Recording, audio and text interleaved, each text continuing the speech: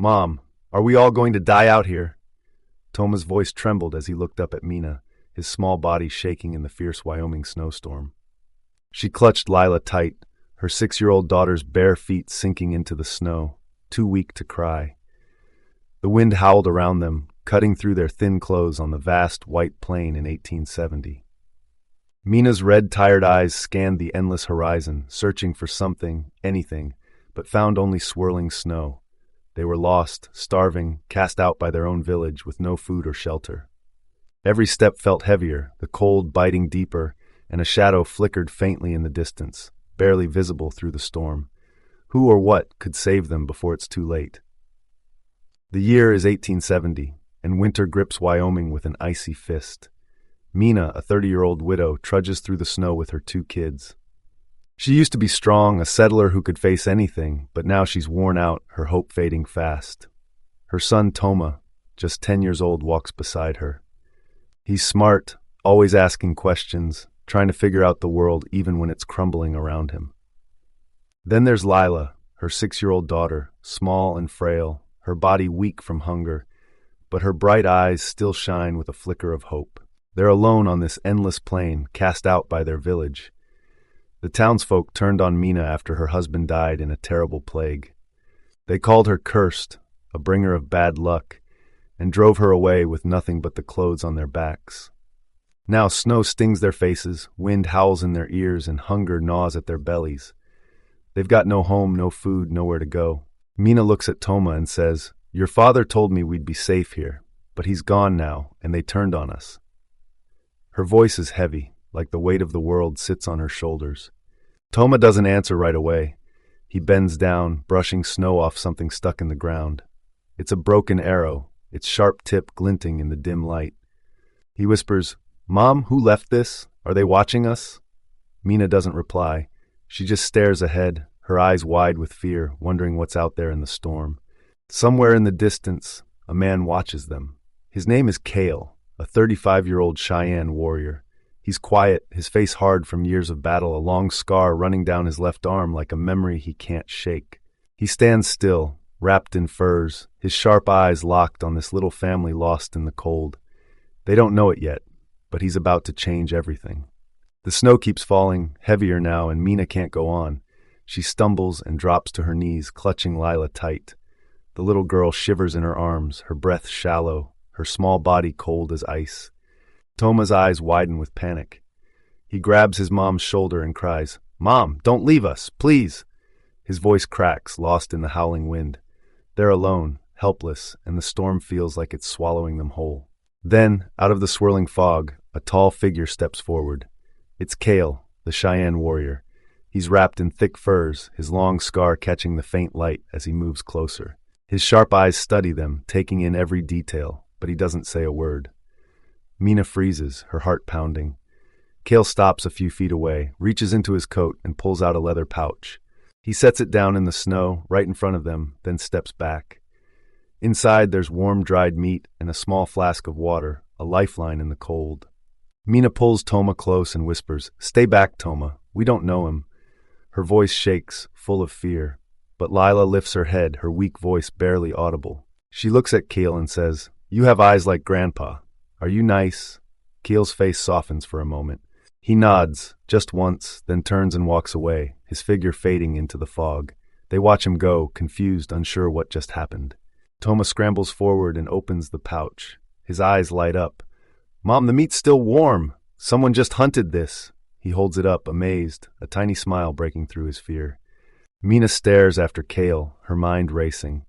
She mutters, "Why didn't he hurt us? What does he want?"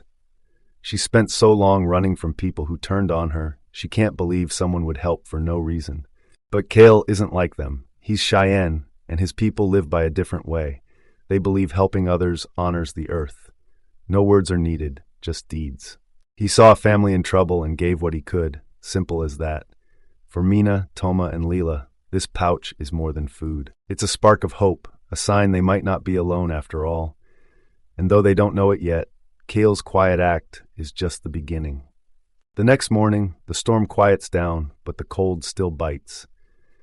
Mina and the kids huddle together, sharing the last scraps of Kael's meat. Then he's back, Kael steps out of the fog, carrying a large animal hide over his shoulder. He doesn't say anything, just nods toward the plains and starts walking. Mina hesitates, but Toma tugs her sleeve. "Come on, Mom. He helped us once." So they follow, stepping through the snow after this silent Cheyenne warrior. As they cross the wide white plains, Kael leads them toward a cluster of pine trees. He stops once, kneels down, and brushes snow away with his scarred hand. He digs up a tough, brown root and hands it to Toma.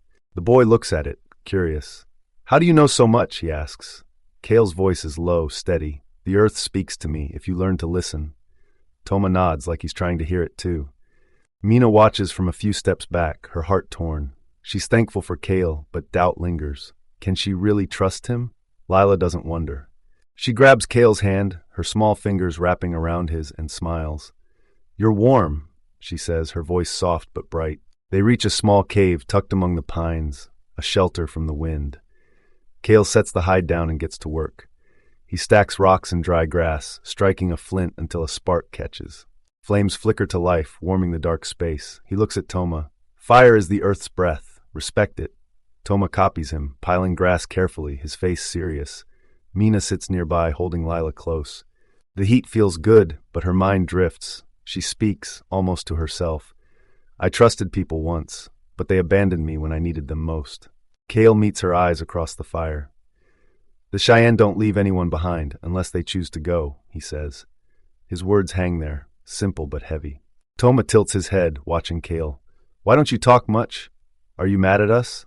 For the first time, Kael smiles, just a little.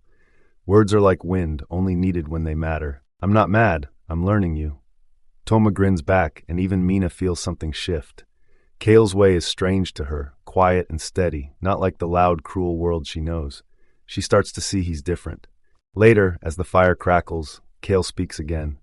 "The sun teaches us to live, but the dark teaches us to understand. Don't fear the cold, it gives you strength." It's a story from his people, short but full of meaning. Toma listens hard like he's soaking it in. Lila curls up under the hide, her eyes drooping. Mina stares into the flames, feeling the warmth, wondering if she can let go of her fear. Kael's not just saving them, he's showing them something deeper. Trust isn't easy for her, but with every step, every word, he's testing it, building it, bit by bit. Night falls over the cave, and the fire burns low, casting long shadows on the walls. Mina and the kids rest under the animal hide, the air quiet except for the soft crackle of the flames. Kael sits across from them, his scarred hands working a piece of wood with a small knife. He's carving something, slow and careful. Toma watches, his curiosity bubbling up. "What are you making?" he asks, leaning closer. Kael pauses, his eyes fixed on the fire. For a moment he's still, like the question pulled him somewhere far away. Then he speaks, his voice low and rough. "I had a little sister like Lila. She died in my arms when white men burned our village. I couldn't save her." He finishes the carving, a tiny wooden bird, and hands it to Lila. "Keep it," he says. "Let it fly for me." Lila takes it, her sleepy eyes wide with wonder. Mina stares at Kael, stunned. Her breath catches in her throat. She pulls the hide tighter around her kids, her mind spinning. Finally, she finds her voice. "Why don't you hate us? We're white too." Kael looks at her, his gaze steady through the flickering light. "Hate is like fire," he says. "It burns the one holding it first. I choose to live, not die inside." His words hit her hard, cracking the wall she's built around her heart. She's never heard anything like that, not from anyone. Kael keeps talking, his voice soft but heavy. "My tribe was once as many as the trees, but war and sickness took them. I live to remember them, not destroy myself." He stares into the flames, like he can see their faces there. Toma tilts his head, his young face full of questions. "Don't you get lonely?" he asks. Kael turns to him, a faint smile tugging at his lips. "Loneliness is forgetting the earth and sky are still with you." Toma nods, like he's trying to understand something big. Mina sits there, silent, her eyes locked on Kael. She's always seen the world as cruel, full of people who hurt and betray. But Kael's different, he's Cheyenne, and his people believe something she's never known. They say all living things are kin, no matter their skin. Forgiveness isn't weakness, it's how you free your spirit. His past is a wound, just like hers, but he carries it in a way she can't yet grasp. Now she wonders, can she trust him, Really trust him after everything she's been through. The fire dims and the question lingers in the air, unanswered. The cave feels safe for once, the fire glowing warm inside. Mina, Toma, and Lila rest, their breaths steady under the hide. But then voices cut through the quiet. Rough, angry shouts echo from outside. A group of white hunters stomps through the snow, their boots crunching closer. They spot Mina and the kids through the entrance and yell, "She's the cursed one! Bring her back for punishment!" Mina's heart races. She pulls Toma and Lila close, fear flooding her eyes. The hunters step forward, their hands on knives, ready to drag her away. Kael moves fast. He steps in front of the cave entrance, tall and steady, his scarred arm bare. He's got no weapon, just his calm voice.